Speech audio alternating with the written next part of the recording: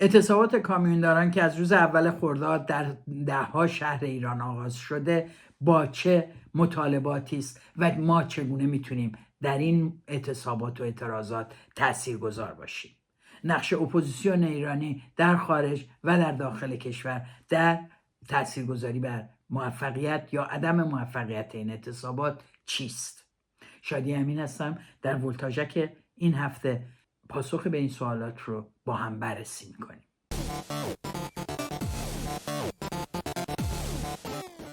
قبل از اینکه شروع کنم ازتون میخوام که اگر برنامه‌های ولتاژ و ولتاژک رو دوست دارید کانال رو سابسکرایب بکنید تا صداهای این چنینی هر چقدر ضعیف بتونن تو دل جامعه و در این هیاهو جایی باز بکنن. وارد 5مین روز اعتصاب کامیونداران شدیم که ماشین هاشون رو کنار زدن از حمل بار در جاده های خراب با سوخت گران، لوازم یدکی گرانتر خودداری کردند.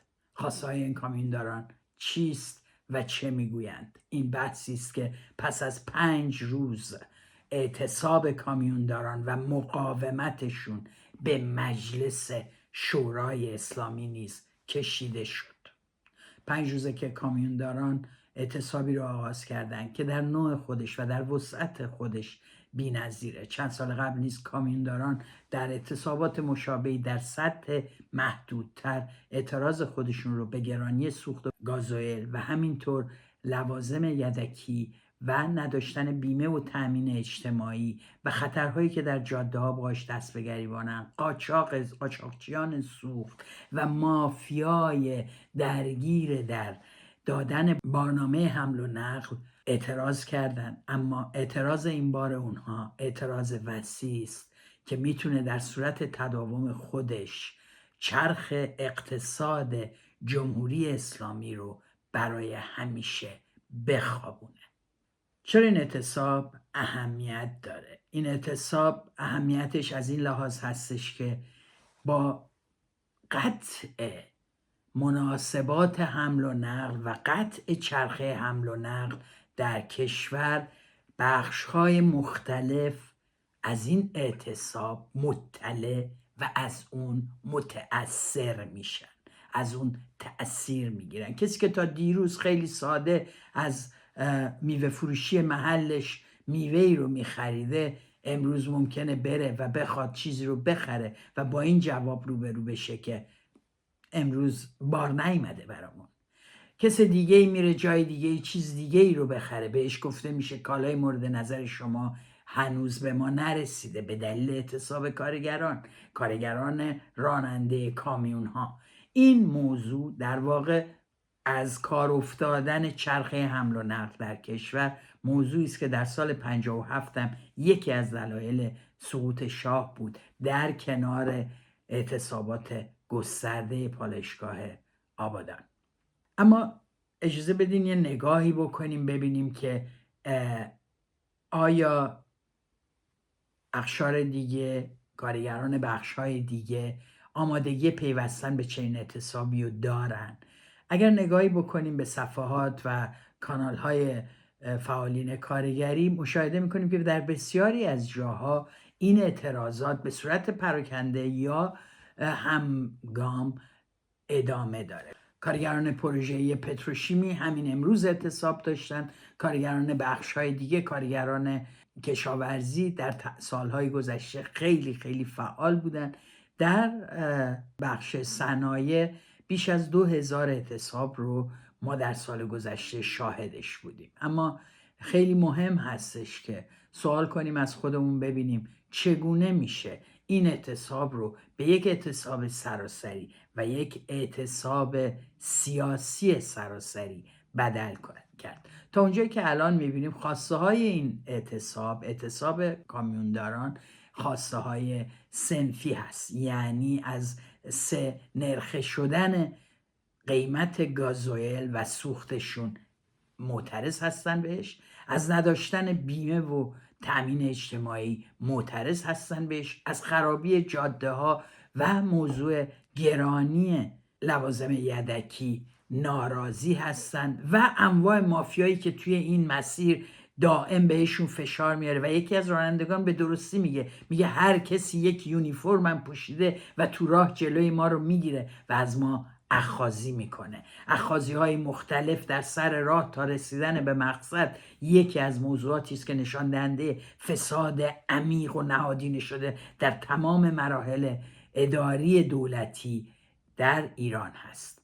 این فشارها باعث شد که کامیونداران به صورت سراسری، دقت بکنید، کامیونداران در واقع دارای یک مناسبات و تشکیلاتی بودند که اونها رو براشون چنین اعتصاب سراسری رو ممکن میکنه. یعنی باید با هم گفتگو کرده باشن، تصمیم گرفته باشن از چه روزی با چه خواستهایی به چه شکلی با اعتصاب شکنان چه میکنیم، چگونه خواسته هامون رو مطرح میکنیم و غیره. اینها رو باید حرف زده باشن و پای این اعتصاب رفته باشن. به این معنی این کامیونداران هستن که با تشکل خودشون آگاهانه وارد یک مبارزه علیه بی‌عدالتی اجتماعی که این سالها تجربه کردن شدن.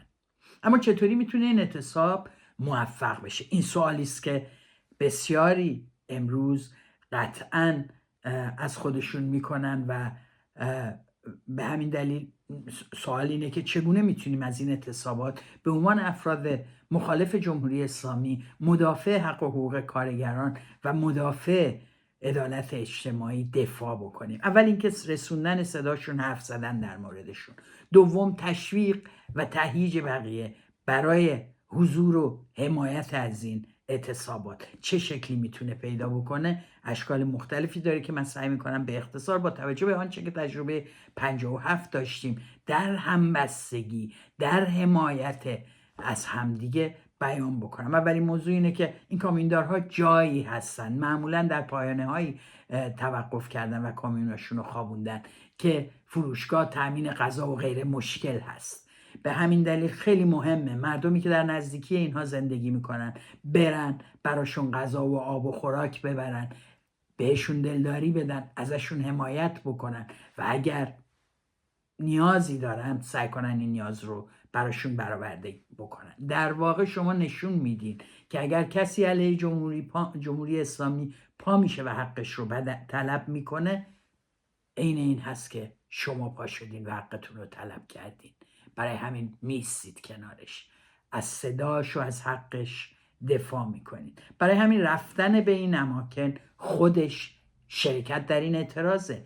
برید اونجاها، بمونید پیششون، براشون امکاناتی رو که نیاز دارن تهیه بکنید. این یک مسئله است. مردم عادی میتونن بدون حتی سازماندهی 3-4 نفر تنظیم بکنن، دوستانه با هم پاشن برن چنین جاهایی. اما تشکل‌های دانشجویی، تشکل‌های کارگری بخش‌های دیگه با ارسال پیام‌هاشون، کما اینکه بسیاری از سازمان‌های سیاسی در این چند روزه پیام ارسال کردن، بسیاری از تشکل‌ها پیام ارسال کردن و از خواسته‌های این اعتصاب حمایت کردن. اما رسیدن این اعتصاب از حد خواسته‌های صنفی سیاسی که امروز قالیباف نیز در مجلس اعلام میکنه که خواهان رسیدگی فوری به این خواسته‌های کامیونداران هست، یا آنجور که اونها میگن رسیدگی به وضعیت کامیونداران، نشون میده که وضع بغرنجه. صحبت از هزاران میلیارد ضرر روزانه در پس این اعتصابه.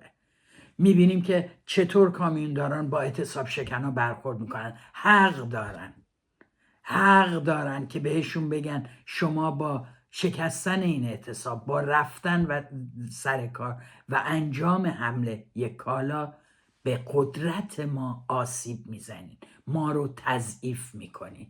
و از این جنبه دلیل این که من شخصا مشکلی دارم پاسخگوی قضیه نیست. اونطور که رضا پهلوی میپذیره و میگه ممکنه مشکلی دارن، چکی دارن. نه، در حوزه اعتصابات تشکیل صندوق اعتصابات کارگری دقیقاً برای اینه که آنهایی که به دلیل اقتصادی، به دلیل وضعیت ویژه‌ای در خانوادهشون بیماری دارن، کسی رو دارن که باید بهش به طور ویژه رسیدگی بشه، صندوق اعتصابات بتونه این نیازها رو تأمین بکنه. و یقین داشته باشید خود کارگران به این موضوعات فکر میکنن، اگرچه این موضوعات دلیلی بوده برای سوء استفاده در بخشی از افرادی که تحت عنوان صندوق اعتصابات کارگری من جمله رضا پهلوی در سالهای گذشته پولهای کلانی جمع‌آوری و سرنوشت اون مردم بی اطلاع موندن. در این باره من در ولتاژ دیگری صحبت کردم و توضیح دادم که سرنوشت صندوق اعتصابات کارگری رضا پهلوی چه شد. صندوق اعتصابات میتونه کمک کنه که کسی مجبور نشه به دلیل وضعیت معیشتیش اعتصاب بشکنه، اما میتونن کسانی به دلیل نزدیکی ایدئولوژیکشون به حاکمیت یا دفاع از جمهوری اسلامی اعتصاب بشکنن، بعد اونجا با کارگران طرفن. در واقع اونجا شما با همکار و رفیق همدردتون روبرو نیستین، گویا کسانی برای حفظ سیستمی دارن میستن که شما رو در تمام این سالها نابود کرده، تا مرز نابودی کشونده. بسیاری میپرسند خب حالا این اعتصاب اگر ادامه پیدا کنه چی میشه؟ ضرری که این اعتصاب میتونه به چرخهای اقتصاد جمهوری اسلامی بزنه بسیار بسیار مهمه. بسیار مهمه که اقشار دیگه در این اعتصاب همراهی بکنن، اما در کنار اون بسیار مهمه که یادمون باشه این اعتصابات به عنوان یک سری اعتصابات اقتصادی با فعلا خواسته های اقتصادی و صنفی میتونه به یک اعتصاب سیاسی همگانی کشیده بشه و اونجاست که اعتراضاتیه که میتونه مردم دیگه ای رو که ضرورتاً امروز با خواست معیشتی تو خیابون نمیان، اما از نبود آزادی های سیاسی در رنجن، از محدودیت ها و سلب آزادیشون در مسئله پوشش، در مسئله آموزش و بسیاری چیزهای دیگه روبرو هستن، رو به سمت خودش بکشونه. یعنی زنان و اقشار دیگر جامعه که خواسته های سیاسی دارن در عین حال از تغییر اوضاع اقتصادی ذی‌نفع خواهند بود.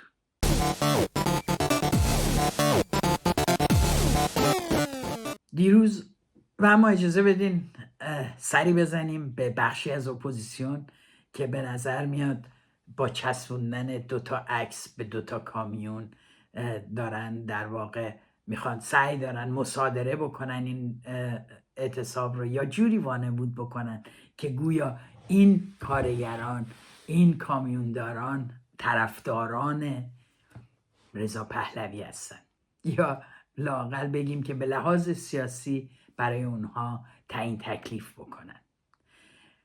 ببینید اینها کسانی هستن که در تمام 3 سال گذشته اگر ادبیات سیاسیشون رو دنبال بکنیم به ندرت واژه اعتصابات کارگری یا تشکل‌های کارگری رو استفاده کردن. اگر جایی هم کردن دعوت به اعتصاب در حال حاضر بوده، کما اینکه در هیچ جایی در برنامه‌هاشون آزادی تشکل‌های کارگری و آزادی یا حق اعتصاب و اعتراض برای کارگران و دیگران مطرح نشده. اما میخوام یه نکته ای رو بگم. مصاحبه ایشون با که در اونجا تینا قاضی مراد، همون که میگفت سوسیالیسم از حسادته ها با سوادشون، اون از ایشون سوال میکنه که نقش اصناف و حتی شهروندان عادی، خود این سوال باعث خنده است، نقش اصناف و حتی شهروندان عادی در حمایت از این اعتراضات چیست؟ اونم میگه کلیدی است. و ببینید در ادامه چی میگه. شما نقش اصناف و حتی شهروندان عادی رو در این مسیر برای حمایت از اعتصابات چطور میبینید؟ کلیدی است. پرستار نیستید یا کامیوندار نیستید یا نونوا نیستید، ولی به عنوان عضوی از جامعه تاثیرگذار میتونید باشید در روند این اعتصابات، در جایی که در مقابله با یه حکومت فاسد در مطالبات حقوق قطعیشون از هر لحاظ و نهایتاً البته برای آزاد شدن از شر این حکومت سرکوبگر واسه هوای هم دیگر رو داشته باشیم. در واقع من بخوام اینو بگم، من لااقل به عنوان ایرانی و بسیاری دیگر رو میگم که همیشه باید حسرت بسیاری چیزهایی نداشته رو بخوریم، حتی از رهبری یه انقلاب یا از آدم معروفی که میتونست نقش بازی بکنه در تحولات آتی ایران. ما باید حسرت بخوریم که نداریم، که این آدم این پاسخشه. حتی نکرده یک جزوه اعتصاب بخونه تا بفهمه اعتصاب یعنی چی، بفهمه پیوستن دیگر اقشار یعنی چی و همین واژه همبستگی ملی و فکر نکنه که پاسخ داده. پیچیدگی مناسبات، تلاش دستگاه امنیتی برای اختلاف انداختن بین اعتصابیون، همه اینا موضوعات بسیار مهمیه. اعتراض نانوایان در کنار اعتصاب کامیونداران موضوع رو بسیار با اهمیت میکنه. یعنی از یک سو بسیاری از کالاها نقل نمیشه تا به مصرف کننده نهایی برسه.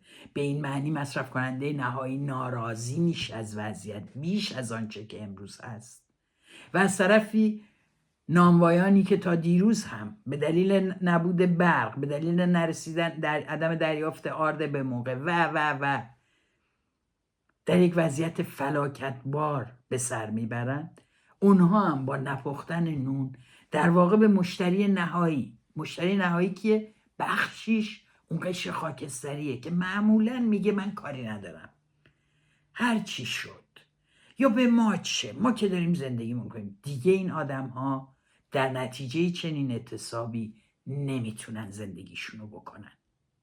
زندگی عادی در سراسر جامعه دچار وقفه میشه. این وقفه اون جاییست که میکشون آدم ها رو به خیابون رو میکنه به عرصه حضور اعتصابیون و معترضین و این اون پیوندیه که ضربه نهایی رو میتونه به جمهوری اسلامی که بر اثر این فشارها ضعیف و ضعیفتر شده بزنه. و اتفاقا در جریان اعتصابه که هر قشری، هر بخشی از جامعه کارگری و از هر بخشی از جامعه میتونه در همونطور که معلمان هم دیگر رو یافتن با یک تشکل سراسری. اعتراضات معلمان هم سراسری بود، یعنی با هم صحبت میکردن، رهبری داشت. بخشی از این رهبری امروز در زندانه. بازنشستگان یعنی تشکل داشتن وقتی دائم جمع میشن و اعتراض میکنن به وضعیت بیمه بازنشستگی. نقش دانشجویان امروز میتونه بسیار مهم باشه در رسوندن این صدا به بخشای دیگه جامعه و در عین حال به ایجاد یک گفتمان ترقی خواهانه از قبل این اعتصابات. در واقع فرایند اعتصابات میبایست ما رو به جلو ببره. قرار نیست آنچه که باعث اعتصاب کامیوندارا میشه، اگر میگیم سنرخه کردن گازوئیل، اگر میگیم گرانی لوازم یدکی و جاده های خراب، وقتی یه راننده‌ای میگه میبایست امنیت روحی من تأمین بشه، داره میبره خواسته اقتصادی رو به سوی خواسته سیاسی. من میخوام امنیت شغلی داشته باشم، من میخوام امنیت روحی داشته باشم. میگه دست این دم و دستگاه اطلاعاتی رو کوتاه کنید از زندگی ما. میگه مافیای قدرت، یعنی راجع به سرمایه‌داران حرف میزنه. خب پس سرمایه‌داران نمیتونن پاسخ مناسبی باشن تا این اعتصابات به موفقیت برسه. در واقع اینجا میبینیم رضا پهلوی به عنوان یک شاهزاده که سرمایه ملی این مملکت رو میلیون‌ها و میلیاردها دلار، تأکید میکنم میلیاردها دلار، و البته ممکنه برای کسانی اینجوری باشه که خب پسر شاه بوده دیگه، مگه قرار شاه بیان و کشور رو بخورن؟ خب چه فرقی داره؟ چیزی پس به کامیون داره قرار نیست برسه. این اون جاییست که به نظر من اتفاقا شم انسانی هر کسی میگه مثل این که اگه دستامو بکنم تو این سوراخ گزیده میشه. حالا شما 100 تا از این عکس‌ها بزنین رو 100 تا از این کامیون، 10,000 هزار کامیون خوابیدن با 6 تا 4 تا عکس این ور چسبوندن. شما نمیتونین کامیونداران رو و اعتصابشون رو به یک جریانی وصل بکنید که مدافع سرمایه بین المللی و سرمایه‌داران داخلیه. ببینید لحن صحبت کردن رو این رهبر فرهیخته انقلاب ملی است. متوجه میشن که نظام برخلاف آن چیزی که ادعا میکنه بسیار ضعیفتر از آن هستش که میخواد به نمایش بگذاره و پاسخگوی نیازمندی‌های مردم خودش نیست و یک جا دنیا میاد حساب میکنه که تا چه حدی ما فکر میکنیم که نظام میتونه بقا داشته باشه. متکی به چی هستش؟ فقط سرکوب؟ فقط اعدام؟ یه جای بالاخره تهش در میره به قول معروف. تهش میده. در واقع آنقدر حرف نداره بزنه، آنقدر راهنمود نداره که ازش میپرسن شما حاضرید فراخوان بدید؟ میگه فراخوان لازم نیست، اینو خودشون دارن میکنن، حالا مثلا ما بیایم بگیم. ببینید وقتی که قدم‌های بعدی یک حرکت رو نمیتونه، نه اینکه این فردی نمیتونه، اساساً اینها فاقد ارتباط ارگانیک با این اقشار هستن. اینها یه عده هستن دارن برای خودشون نقشه قدرت میشن. چی کار دارن به اینکه اونجا چی میگذره؟ حتی نمیتونه وقتی از همبستگی صحبت میکنه توضیح بده و به طور عینی ترسیمش بکنه. این فاجعه است. بعد رسانه چیکار میکنه؟ دائم اینا رو میاره تو چشم افکار عمومی و اپوزیسیون قلابی قدرتمند میسازه ازشون. و لابد مردمی هم که نشستن و نگاه میکنن فکر میکنن واو غیر این هیچ کس نیست. حتی نکرده بودن بهش یاد بدند که چه بگوید، که پس از که مکانیزم اعتصاب چگونه میتونه اقشار دیگر رو ناراضی بکنه و چطور مهمه که اقشار دیگه در پس نارضایتی از عواقب و نتایج چنین اعتصاب مهمی چطور باید این خشمشون رو کنترل شده به سوی حاکمیت روان بکنن. در بسیاری مواقع ما حتی همینجا در آلمان هم اینو داریم، وقتی که رانندگان مترو مثلا اعتصاب میکنن مردم ناراضیان، اینا دوباره اعتصاب کردن، چشونه مگه حقوق بیشتر میخوان. نه ما نمیتونیم بریم سر کار. چند روز نریم سر کار. اصلا موضوع سر اینه که فشار آورده بشه به نهادهای تصمیم گیری، فشار آورده بشه به صاحبان سرمایه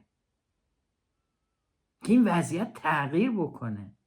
برای همینه که مهمه. البته شنیدن این حرف از رضا پهلوی و اطرافیانش بسیار بعیده، چون هر کدوم از اینا که ضبط بشه در فردایی که اینها خدایی نکرده سر کار باشن مثل جمهوری اسلامی یقه خواهند گرفت تحت عنوانی که ما در حال گذاریم. فعلا مرحله شکوفایی است، اعتصاب ممنوع. به همین دلیل اعتصاب کامیونداران میطلبه از تک تک آحاد این جامعه که با همدلی، صبوری تلاش بکنن که این اعتصاب با موفقیت پیش برده بشه. این ممکن نیست مگر اینکه هر کدوم از ما با حرف زدن در موردش هر جایی که میرید راجبش حرف بزنید، تبلیغش رو بکنید و از خواسته های اونا دفاع بکنید. از هر کسی که میشناسید که در یک بخش صنعتی و تولیدی کار میکنه بخواید که در محل کار خودش اعتصاب رو تشویق بکنه. از کارمندان و کسانی که میتونن بخواید که این اعتصاب رو تقویت بکنن و وارد اعتصاب بشن. معلمان میتونن نقش بسیار مهمی داشته باشن. فرزندان این کامیوندارا تو این مدارس هستن، راجبش حرف زده بشه و اگر لازم باشه مدارس هم به اعتصاب کشونده بشه. دوره امتحاناست.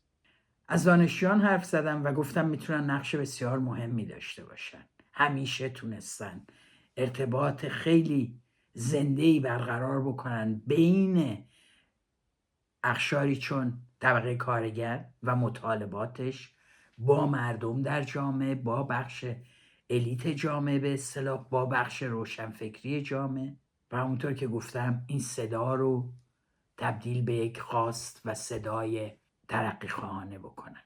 و اجازه ندن که گفتمان ضد انقلابی، گفتمان دستگاه امنیتی، گفتمان ترس غالب بشه.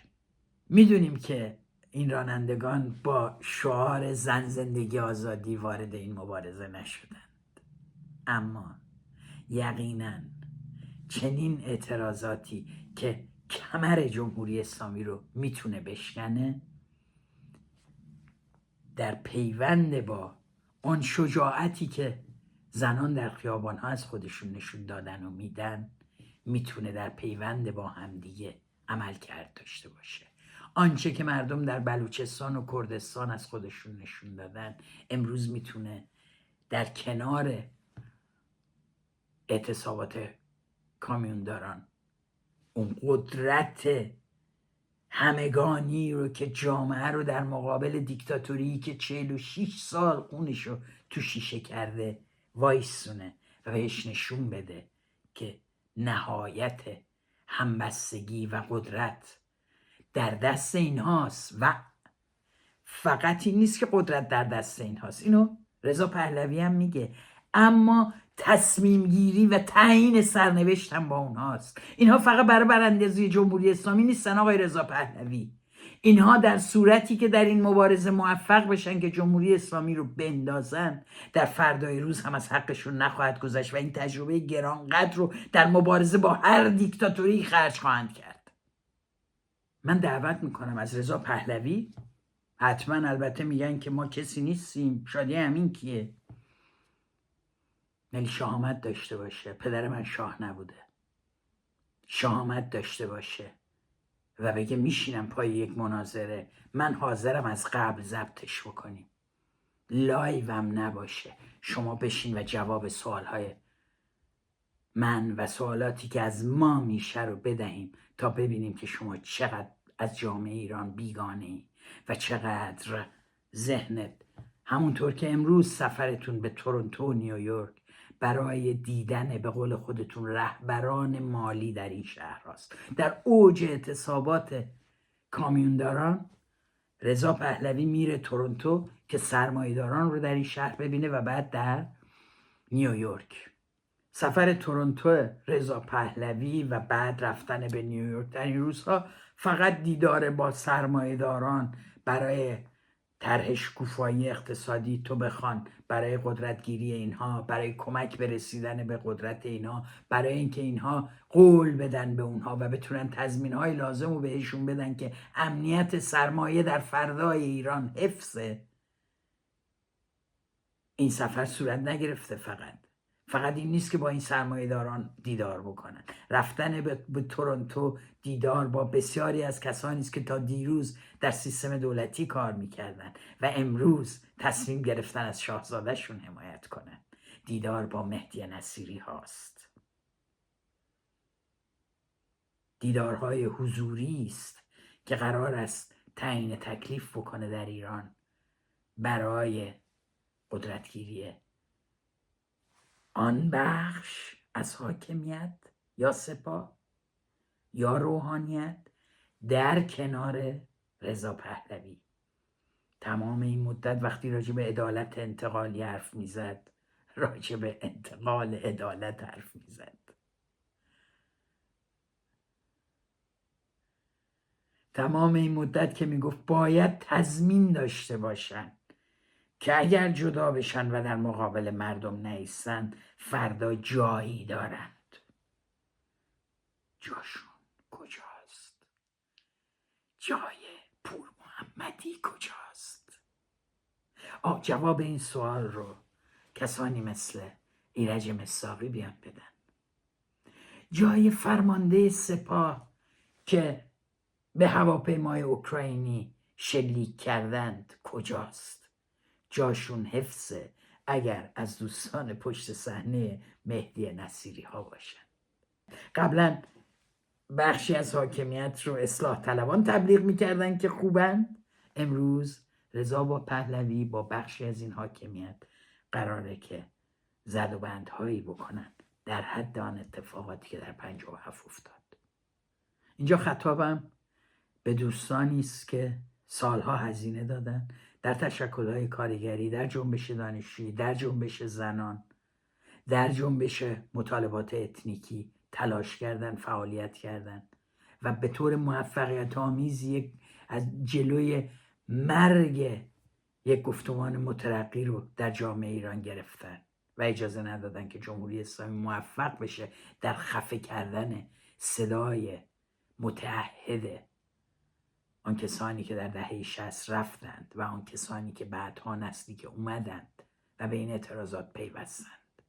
وظیفه این گروه ها، جریانات، تشکل ها بسیار سنگینه. امروز لازمه که با زبانی که درک بشه و فهمیده بشه از روند رسوندن اعتصابات اقتصادی به اعتصابات سیاسی و یک قیام سراسری صحبت کرد. لازمه که این مراحل در جزواتی توضیح داده بشه برای جوانترها.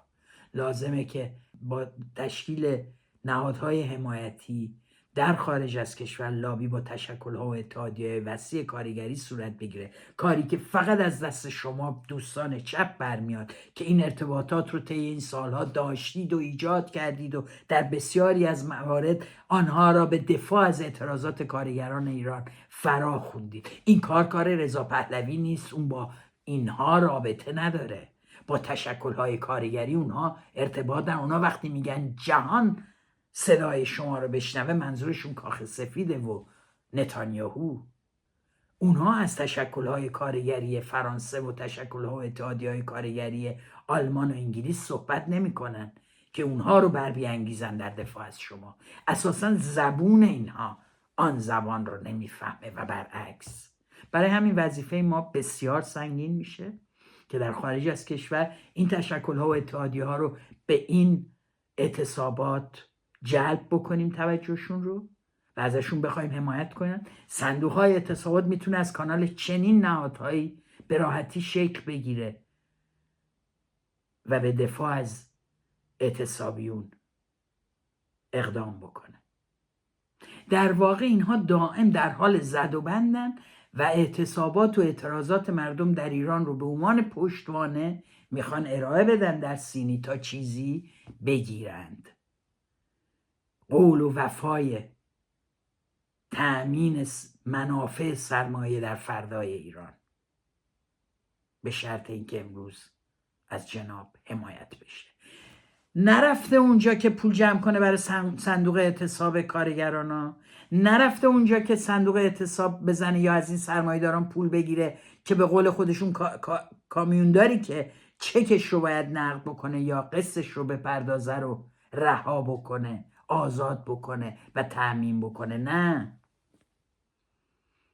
اینا رفتن که قول حمایت مالی از خودشون رو بگیرن تا وقتی اومدن سر کار چند برابر بپردازن. حکایت $1,000,000 دادن روزانه ایلان ماسک بود در جریان انتخابات سال اخیر در خدمت ترامپ که گفت در 2 ماه آینده هر کسی امروز بیاد و ثبت نام بکنه در این پلتفرم و در واقع به جمهوری خواهان در آینده رأی بده $1,000,000 به حکم قرعه میگیره و تونست پنسیلوانیا رو به نفع جریان ترامپ رأیش رو بخره. $60,000,000 چیزی نیست برای ایلان ماسک که $40,000,000 میده و توییتر میخره. $60,000,000 ارزشی نداشت.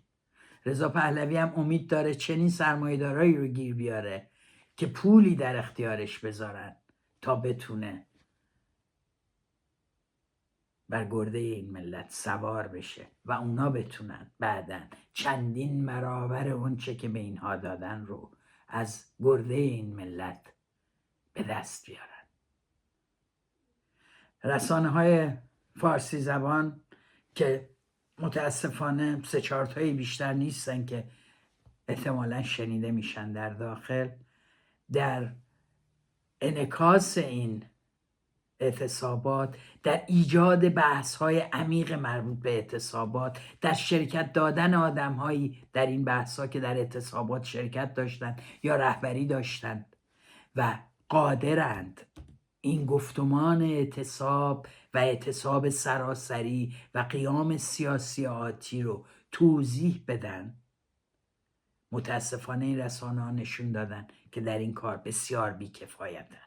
بحث های سطحی، حرف های تکراری، بزرگ کردن آدم هایی که اساساً اعتقادی به اعتصاب و اعتراض ندارن. البته اینها یک بنده خدایی در توییتر نوشته بود که رضا پهلوی از فردا طبق 46 سال گذشته به خاطر همبستگی با کامیونداران اعتصابی سر کار نخواهد رفت.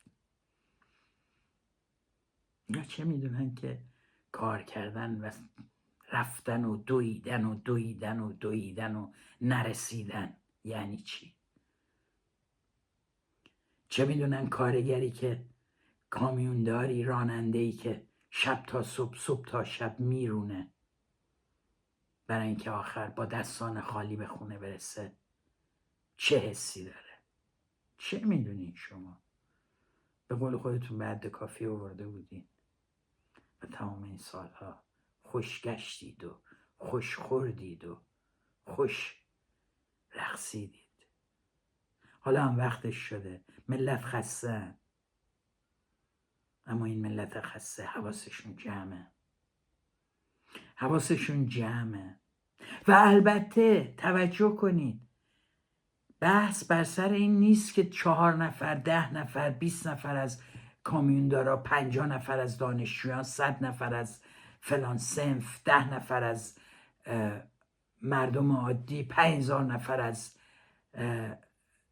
پرستاران، پزشکان و بازنشستگان و غیره احیانا ممکنه طرفدار رضا پهلوی باشن که حتما اینطوره. جامعه‌ای که مثل کارخونه BMW نیست که همه یه شکل در بیان. حتی اون کارخونه BMW هم مدل‌های مختلف میزنه. به این معنی وجود تمایل در بخشی از جامعه ایران که نگاه نوستالژیک داره و حوصله فکر کردن به چیزی شق سومی منهای جمهوری اسلامی و رژیم شاهنشاهی نداره، قطعا آسونترین پاسخ هست.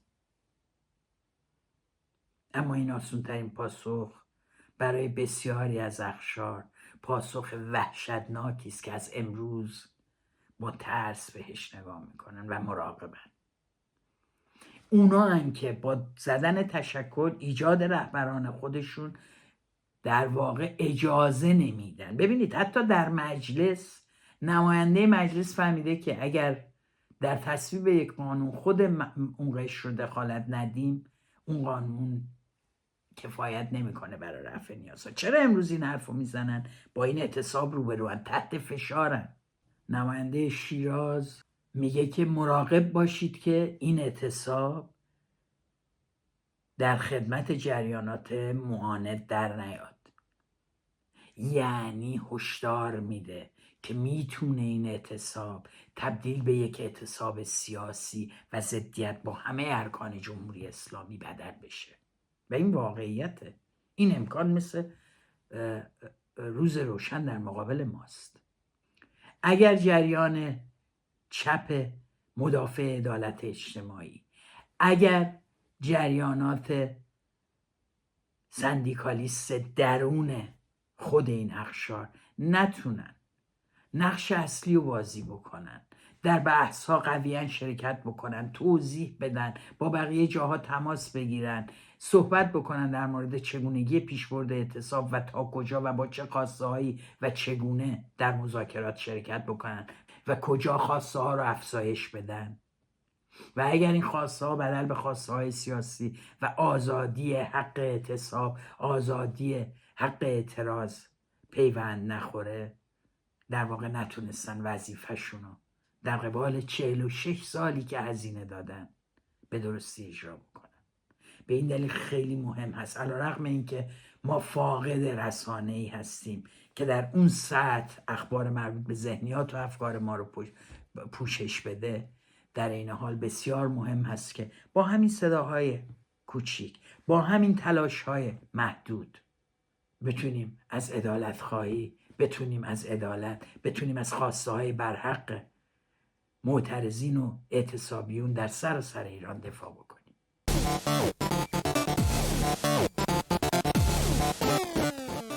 ممنون از شما که تا اینجا با من بودین.